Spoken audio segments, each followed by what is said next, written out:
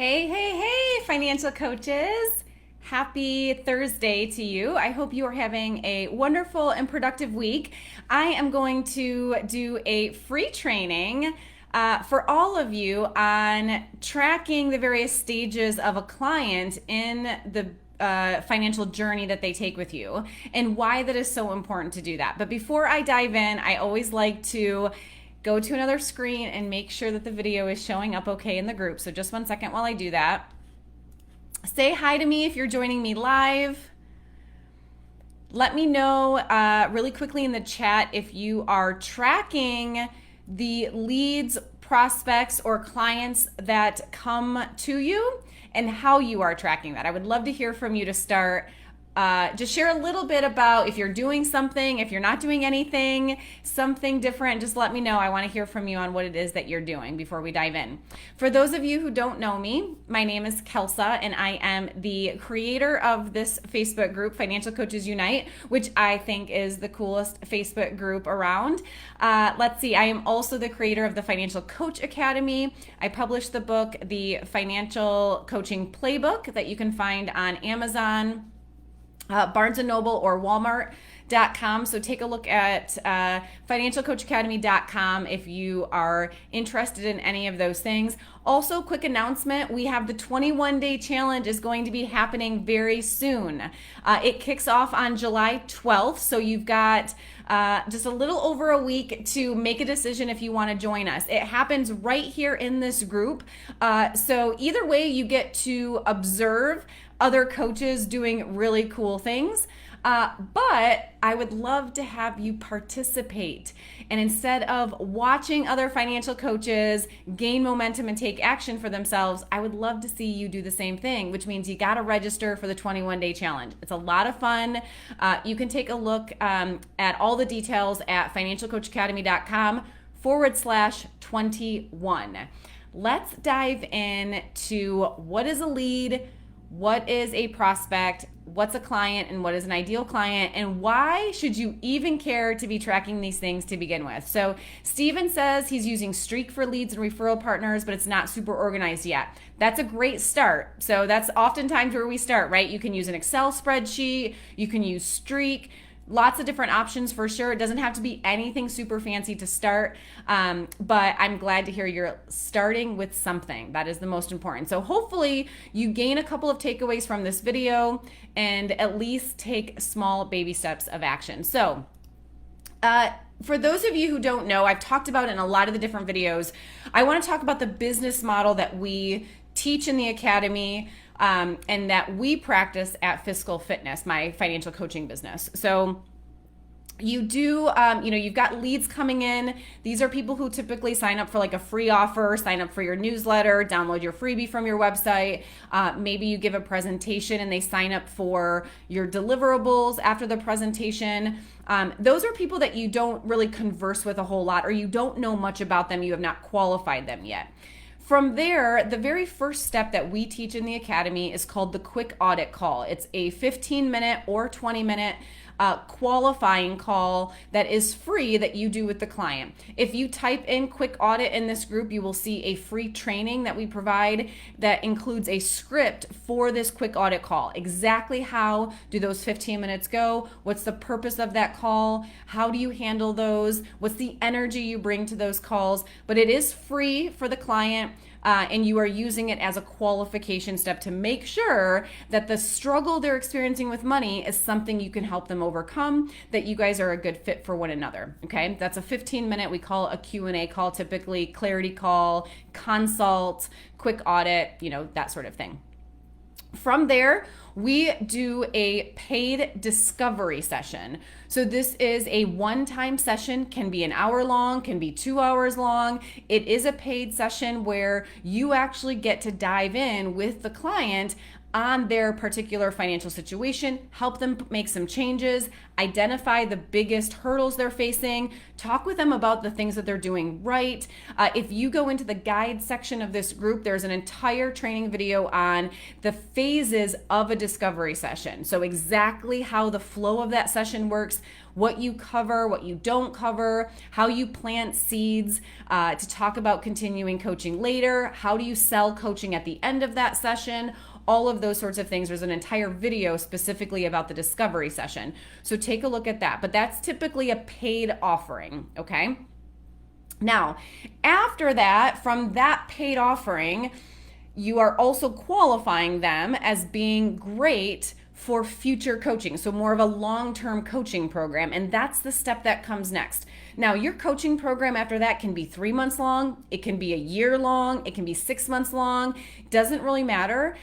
Any long-term commitment from the client is essentially the next step. So you've got a free offering. You've got the qualifying Q&A call. You have the discovery session, paid discovery session, and then you have the coaching program, okay? So that's the business model. Now, from there, you are going to, I want to talk about what the person is called at each stage. So a lead is somebody who expresses interest in your free giveaway.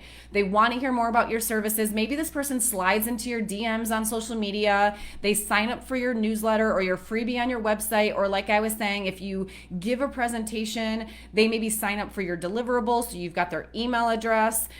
Or this person schedules the get to know you call. They schedule your Q&A or quick audit call, okay? Now, as a lead, they have not been qualified as a good potential client yet. So you may not know very much about them when they're a lead, okay? So that's a lead. A prospect is next. Once a lead has been qualified as a good client for your business, they become a prospect. So it's likely you've invited them to take the next step with you in your process. So for most of us, like I was saying, this will be somebody who you do the Q&A call with, you do the quick audit, and on that call, you qualify them as being a good fit for you in your coaching. So you tell them about your discovery session and you invite them to book that session on that call. Now, whether they schedule your discovery session or not, they are now a prospect. Okay, so it doesn't matter if they schedule the discovery session or not. The fact that you invited them to book it and you qualified them as a good fit for the discovery session means that they are a prospect now. Okay, so this is why you want to be tracking people who are in these various stages. Because let's say you get a whole bunch of leads, so you're tracking those, but when you do a Q&A call with them, you are finding that a lot of them are not a good fit for your coaching. So you don't invite them to take the paid step with you, the discovery session with you. This might look like somebody, when you hop on a Q&A call, typically a question you ask is, so tell me what challenge you're experiencing with your money that you're looking to solve, okay? And if they say something like, I want to file bankruptcy, is that something you can help me with? Chances are, unless you're a bankruptcy attorney and a financial coach, chances are you're not. If you're not, that's not something you can help them with, right? They're not qualified, okay? That's not a client that can move forward with you. So if that is happening where you are getting a lot of people coming into your pipeline as leads, but then when you hop on the call with them, you're finding that they're not good prospects, that tells me something is off in your marketing. Something on the front end when they find you is not talking to them specifically enough for them to know what you do, why you do it, how you help people, who you help and who you don't help, right? So that is a really good indication that we've got an issue on the marketing side of your funnel, okay? Now, if you have a lot of leads coming in and a lot of prospects coming in, so you're offering your paid discovery session to them on that call, then, and you've got good numbers for both of those, that tells me your marketing is really good. You're attracting qualified people through your marketing and you're hopping on a call with them, okay? Now, an individual can count as both a lead and a prospect when you're tracking your numbers. So this might look like somebody who reaches out to you online, maybe they slide into your DMs, when that happens, they get 1 point for, a lead, right? Now, once you hold a Q&A call with that person and you've qualified them, then they become a prospect. So when you're tracking things, you would also give yourself 1 for a prospect, okay? So that one person was a lead and a prospect both. So you would actually have sort of 2 points for that if you're tracking this, okay? Now, the next stage, so let's say you're doing that Q&A call, you invite them, you've qualified them, they're a good fit for your discovery session, so you invite them to book that discovery session with you, okay? Once a prospect schedules a paid offering and you take payment, they become a client. This might oftentimes look like someone who is booking your discovery session. An individual can be a lead, a prospect, and a client all at the same time. That's the goal, right? Is that we're moving the same person through your business model. So they reach out online, they slide into your DMs, or they sign up for your newsletter or something like that. They get, they count as a lead. Then you do the Q&A call with them, you qualify them and invite them to take the next step in your coaching, which is to book a discovery session. They now are a prospect. Then let's say right on that call, this happens to us all the time at Physical Fitness, we do a 15 or 20 minute call, we invite them to book the discovery session with us, and right there on the call, they are scheduling it and we are taking payment right there. So they become a paid client at the same time that they were also a prospect. Now, the reason this stage is so important to be tracking is because let's say your numbers are great coming in as leads. You've got great numbers coming in as prospects. So let's say you have 10 leads, so people who have shown interest, and 8 of them you have qualified as prospects. So 8 of them you've invited to book a discovery session with you. And then let's say from there, your numbers fall off, okay? Maybe from there, in your client column that you're tracking, you only have 1 or 2 out of the 8. What that would tell me is your marketing is good. You're attracting qualified people, but something is off in the way you are articulating the value of your discovery session, because as soon as you invite them to take that step, that's where you're losing them. So it has something to do with your value proposition, how you're describing that session, their takeaways, why it's good for them. If you aren't converting from prospect to client, it's likely not your marketing, right? Because you're attracting qualified people. It's that the way you're selling that discovery session, something is off, okay? That's why it's so important to track that. Now, who is an ideal client? A client who commits past the initial paid offering becomes an ideal client. They're committed to long-term change, long-term coaching relationship with you, and that makes them an ideal client. So it's unlikely that this would happen, but usually a person, it takes a long time to take them from a lead to a prospect to a discovery session to a coaching, an ideal client, But let's say, just for the sake of this, that all happens in 1 week. I just want to show you how this can happen, okay? So let's say on a Sunday, someone reaches out to you online and they are now a lead, right? You invite them to talk the next day and do a Q&A call with you. So on Monday, you do a Q&A call with them and you qualify them, and on that call, invite them to get coached by you, okay? They are now a prospect on Monday. They are ready to go. They're excited. They think, yes, I want to book this discovery session with you. They schedule it for, let's say, Thursday that week. And they're like, I'm ready. I'm going to get the prep work back to you. I'm ready to make changes. They pay and schedule. So they now become a client, right? On Thursday, you deliver a ton of value in coaching during that discovery session. And at the end of that, you talk about continuing to coach with you in your long-term program. And again, definitely take a look at the discovery session breakdown video that's in the guide section on how to do that best. So you are moving them and inviting them to take the next step with you to the coaching program, maybe the long term, 6 months, let's say. On that call, this happens to us all the time at Physical Fitness, or during that session, they're like, yes, I'm ready. where do I sign? And they sign the agreement right then and there. We probably take payment. Now, we may not we get payment information. We may not charge their card right then, but we know that they are committed and we're going to start the process of getting them onboarded into the coaching program. That's when they become an ideal client, right? So you can have one person go from lead to prospect to client to ideal client very seamlessly. A lot of the times though, these things take a while, especially from lead to prospect. Sometimes that step, you need to nurture them for a while, right? And then also from prospect to discovery session, they may not book that right away, or they book it for the following month, right? That's your first paid offering with them. So it can take a little while.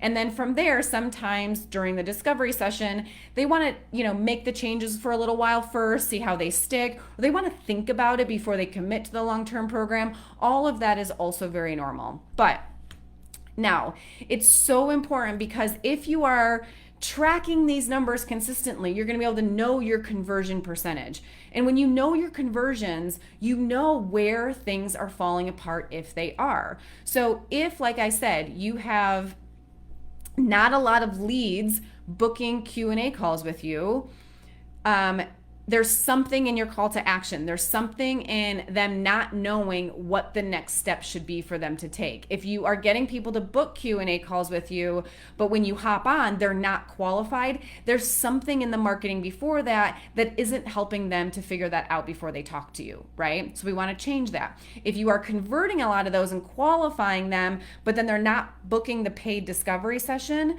then there's something in how we're articulating that. We just need to finesse the wording a little bit, right? We need to probably boost our confidence around why that session works. Oftentimes this will happen, just so you know, if you are struggling to convert from your Q&A call, that quick audit qualifying call, to a paid discovery session, if that's a hard step for you and your conversions, you may be focusing too much on the features of that call and not the benefits. And what that means is it's 2 hours long. I'm going to send you prep work. You're going to complete these steps.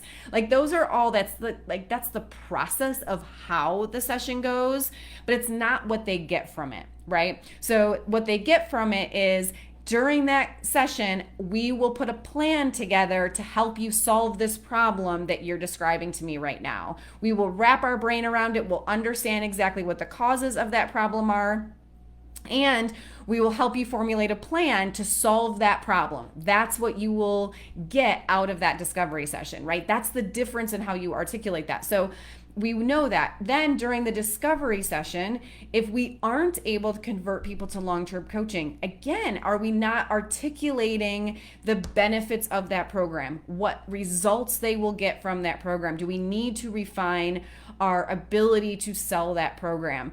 Or do we need to look at the price?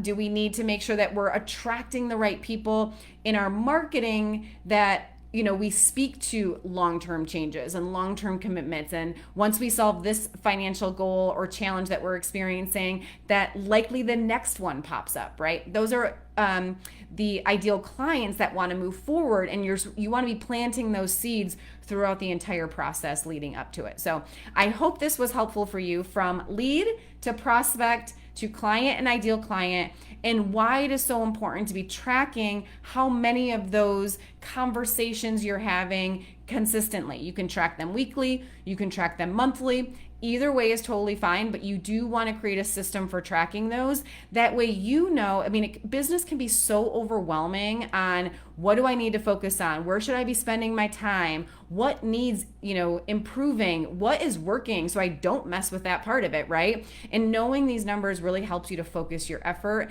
and fix the pieces that need fixed. So I hope this was helpful. Let me know what you think. Let me know your takeaways from this video. I can't wait to hear from you.